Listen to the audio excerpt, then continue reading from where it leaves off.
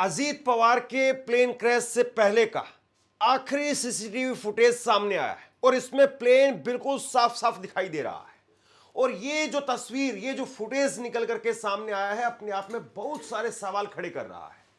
आप अपनी स्क्रीन पर जरा ये तस्वीर देखिए। ये एक मकान के ऊपर का सीसीटीवी फुटेज है और इस सीसीटीवी फुटेज के अंदर साफ तौर पर दिखाई दे रहा है कि प्लेन आ रहा है, प्लेन धीरे धीरे करके नीचे उतरने की कोशिश कर रहा है। स्लो मोशन में इस वीडियो को मैं आपको दिखा रहा हूं और उसके बाद में प्लेन अचानक से टेढ़ा हो जाता है। ये आखिरकार क्या मसला है, ये क्यों हुआ है, ये सबसे बड़ा सवाल है। प्लेन टेढ़ा क्यों हो गया, प्लेन अचानक से पलट क्यों गया। ऐसे जैसे फाइटर प्लेन होते हैं वैसे ही जो है वो यहां पर दिखाई दे रहा है। आप इन तस्वीरों में देखने की कोशिश कीजिए, प्लेन पूरी तरह से जो है वो टेढ़ा हो गया। यानी जैसे फाइटर प्लेन होते हैं ऐसे चलते हैं, फिर उसके बाद में कलाबाजी ऐसे ऐसे करके दिखाते हैं। ये तो कोई फाइटर प्लेन नहीं था। और सबसे बड़ी बात यह है कि प्लेन के अंदर एक डिप्टी सीएम बैठे हुए हैं, तो प्रोटोकॉल ये कहता है कि पायलट वो रनवे के ऊपर सेफली लैंडिंग करेगा और अगर रनवे पर उसको लैंडिंग करने में दिक्कत आ रही है तो वो लैंडिंग कैंसिल कर देगा। यानी वो लैंडिंग नहीं करेगा, वो चला जाएगा, वापस चला जाएगा, जहां से आया था वो वहां पर वापस चला जाएगा। लेकिन फिर से जरा देखिए, एक बार फिर से देखिए, प्लेन आता है और प्लेन आकर के सीधा जो है वो दिखाई दे रहा है। और इस मकान की जो आप जो दूरी देख रहे हैं, इतनी ही दूरी का ये सीसीटीवी फुटेज जो है वो यहां पर नजर आ रहा है। और यहां पर फिर प्लेन अचानक से पूरी तरह से टेढ़ा हो गया। यह समझ से परे की बात है कि प्लेन इस तरह से टेढ़ा क्यों हो गया। क्या इसमें पायलट की कोई गलती है, क्या इसमें विमान के अंदर कुछ ऐसा हुआ है टेक्निकली जिसकी वजह से ये प्लेन इस तरीके से टेढ़ा हो गया। बार बार बार बार बार बार बार बार इस वीडियोस को अगर आप देखेंगे तो आपको यही समझ में आ रहा है कि प्लेन बिल्कुल सीधा आ रहा है, लैंडिंग करने की तरफ जो प्लेन आगे बढ़ रहा है और उसके बाद में दिखाई देता है कि प्लेन वो अचानक से टेढ़ा हो जाता है। अब मैं आपको ड्रोन से ली हुई कुछ तस्वीरें दिखाता हूं। ड्रोन से ली हुई कुछ तस्वीरें आप देखिए और इन तस्वीरों के जरिए समझिए कि प्लेन बस रनवे पर उतरने ही वाला था।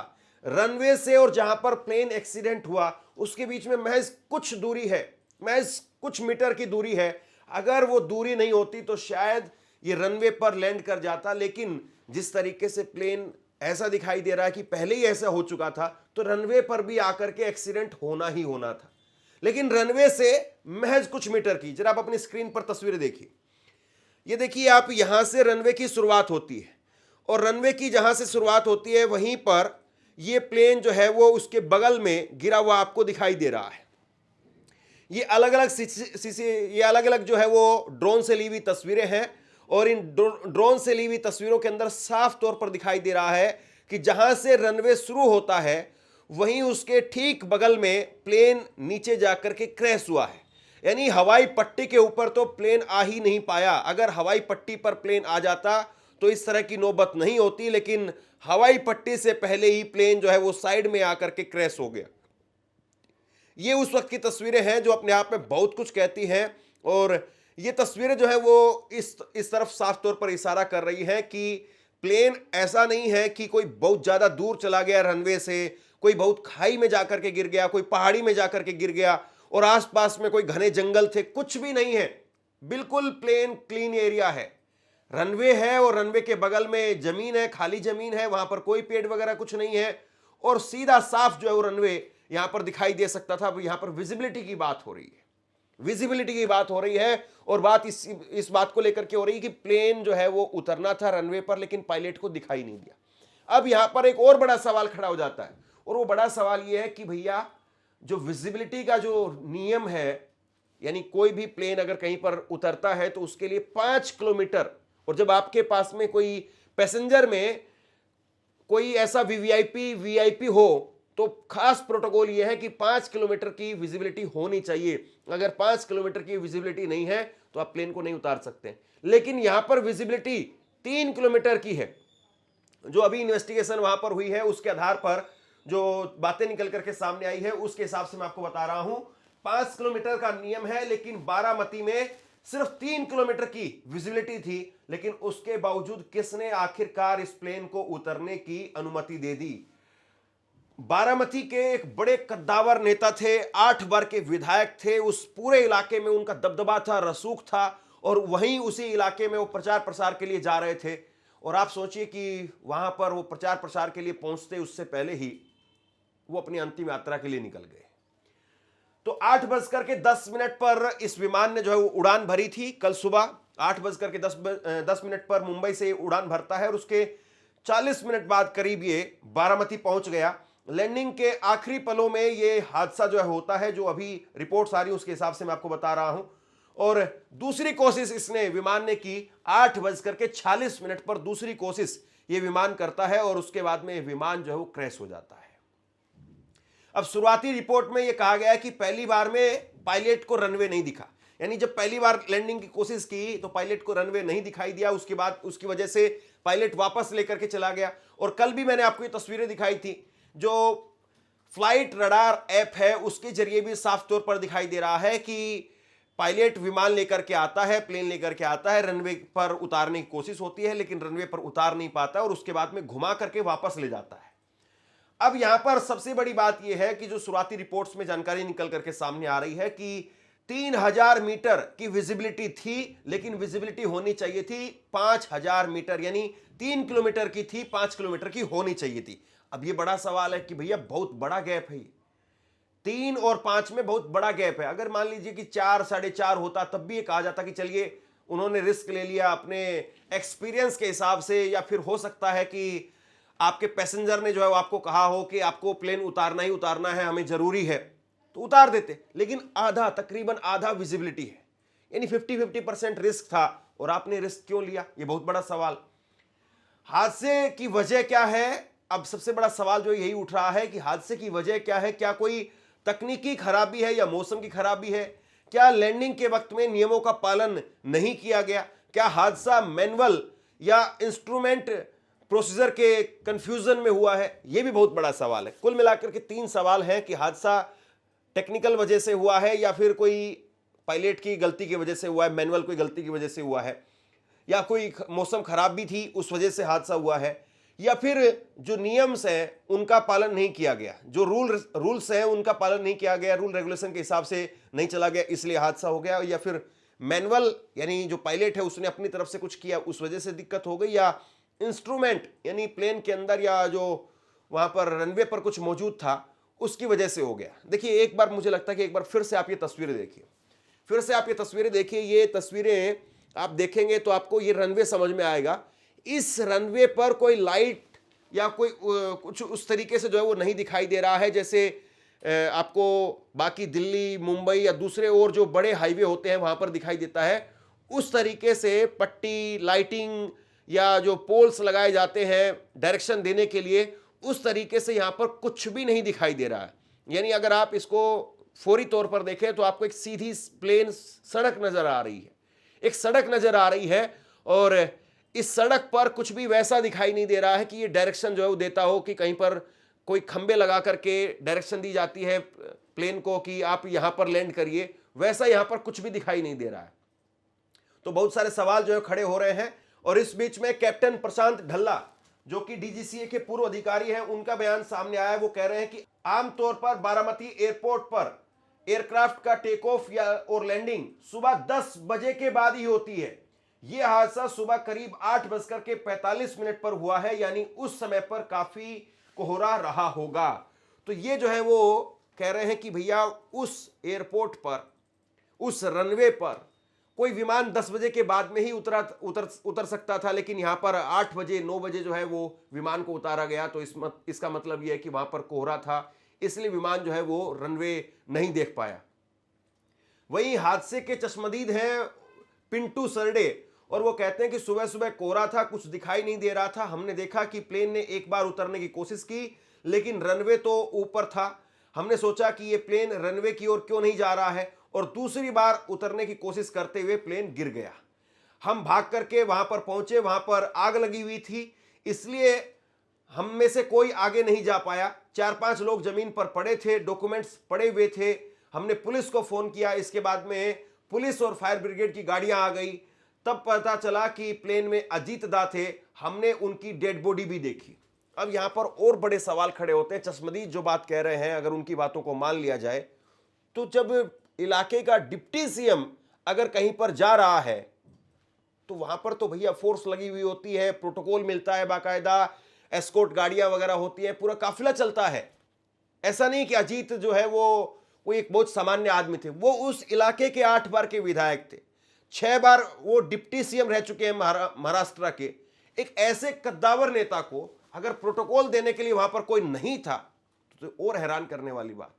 पुलिस को अगर गांव के लोगों ने, आसपास के लोगों ने या कार्यकर्ताओं ने बुलाया है, उसके बाद में अगर पुलिस आई है, बड़ी हैरान करने वाली बात है, बहुत हैरान करने वाली बात है। और देखिए, ये ऐसा नहीं कि कोई सुनी सुनाई बात है या कोई ऐसे ही बोल रहा है। उस पूरे इलाके के अंदर अजीत दादा का सिक्का चलता है, पवार फैमिली का सिक्का चलता है, और कोई भी आदमी ऐसे समय पर ऐसा नहीं कि उल बयान देगा। जाहिर सी बात है, कोई ऐसा नहीं कि कोई कहीं पर कुछ हुआ है, ऐसी कोई रोड एक्सीडेंट हो गया है और रोड एक्सीडेंट में कोई बस जो गिर गई और कोई उसको आकर के कुछ बता रहा है, कोई कुछ बता रहा है, यानी हाथी को लेकर के कोई कह रहा है कि उसका पैर ऐसा था, उसकी पूंछ ऐसी थी, उसकी सूंड ऐसी थी। ऐसा नहीं है। सबको पता है कि अजीत दादा के बारे में जब हम बोल रहे हैं तो हमें गंभीरता रखनी पड़ेगी। लेकिन आप देखिए कि ये कहानी अपने आप में बहुत सारे सवाल खड़े करती है।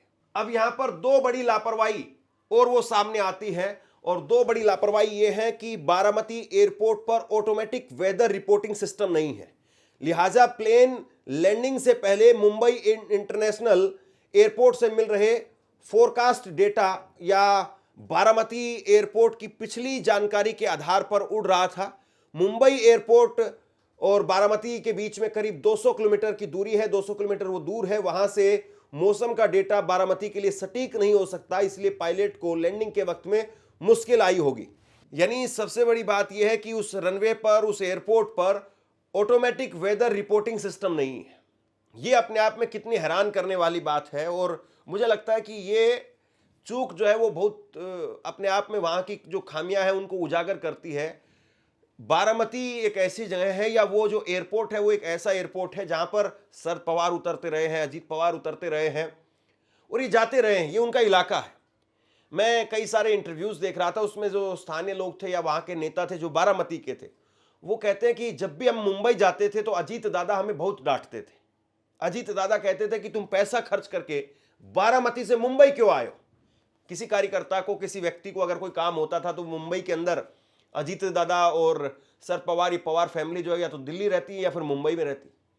तो कोई आदमी अगर किसी को कुछ काम है तो वो पैसा खर्च करके ट्रेन से या किसी भी तरीके से वो फिर पहुंचता था मुंबई, और मुंबई जाकर के वहां पर अपना काम के लिए एप्लीकेशन देता था। इस बात को लेकर के अजीत दादा उन पर नाराज हो जाते कि भाई तुम मुंबई क्यों आए हो, पैसा खर्च करके क्यों आए हो। क्योंकि मैं हर शनिवार इतवार बारामती में आता हूं, मैं बारामती में बैठता हूं, और ये अपने आप में बहुत बड़ी बात है। और वो ऐसे नेता थे जो 5 बजे उठ करके अपना काम शुरू कर देते थे। अब बताइए, 8 बजे कोई नेता आपने देखा है कि प्रचार प्रसार के लिए पहुंच जाए? कहीं नहीं देखा है। ऐसे बहुत गिने चुने नेता हैं जो 8 बजे, 5 बजे, 7 बजे जो है वो अपने काम पर आपको दिखाई दे। वरना नेताओं के लिए कहा जाता है कि 8 बजे का समय दिया है तो 10 बजे आएगा, 10 बजे का समय दिया है तो 2 बजे आएगा, 2 बजे का समय दिया है तो 5 बजे आएगा, और 5 बजे का समय दिया तो 7 बजे आएगा। यह आमतौर पर नेताओं के बारे में धारणा है। तो यानी अजीत दादा वहां पर उस एयरपोर्ट पर लगातार जाते रहे हैं, और वो जो एयरपोर्ट है या फिर वो जो प्लेन है, वो ऐसा नहीं कि वो पहली बार उनकी कोई लैंडिंग हुई है। और ये जो कैप्टन है ये भी उनके साथ में लंबे वक्त से थे। तो भैया आखिरकार ये चूक समझ से परे की बात है कि सब कुछ इतना फेमिलियर है, या सब कुछ जो है वो आप ये कहिए कि इस तरीके से हो रहा है कि कोई पहली बार नहीं है, तो फिर आखिरकार हादसा कैसे हुआ। जो दूसरी बड़ी वजह है या दूसरी जो बड़ी लापरवाही जिसको कहा जा रहा है, वो उसके मुताबिक हादसे के वक्त में बारामती एयरपोर्ट के लोकल टावर पर स्टाफ नहीं था। अब ये और बहुत बड़ी बात है। स्टाफ होता तो पायलटों को मौसम का सही अनुमान मिल पाता और लैंडिंग सही हो पाती। ये शुरुआती जांच के आधार पर जो बातें निकल करके सामने आई है, मैं आपको वो बता रहा हूं। ऐसा नहीं कि मैं अपनी तरफ से यहां पर कुछ मनगढ़ंत बातें बता रहा हूं। जो मीडिया रिपोर्ट्स में जो शुरुआती जांच के हिसाब से बातें पता चली हैं, उसके हिसाब से वहां पर जो लोकल टावर होते हैं एयरपोर्ट पर, वहां पर कोई स्टाफ ही नहीं था। सोचिए कितनी बड़ी लापरवाही है, कितनी बड़ी चूक है ये। आपका डिप्टी सीएम आ रहा है, आपके इलाके का एक बड़ा नेता आ रहा है। अजीत दादा के बारे में कहा जाता है कि बारामती के हर घर में उन्होंने मदद पहुंचाई है। और जब भी कोई नेता या जब भी कोई परिवार इतना बड़ा राजनीति में हो जाता है तो उस इलाके के हर आदमी का कहीं ना कोई काम करवाना ही पड़ता है। और जब आप 40-50 साल से उस इलाके के अंदर राजनीति कर रहे हैं, अजीत दादा खुद और पवार फैमिली तो उस इलाके में बारामती के अंदर बरसों बरस से, पीढ़ियों से राजनीति कर रही है, तो उस पूरे इलाके के अंदर एक एक आदमी जो है वो जानता था अजीत दादा को। और जब अजीत वहां पर आते थे तो फिर सब कुछ होता था साहब।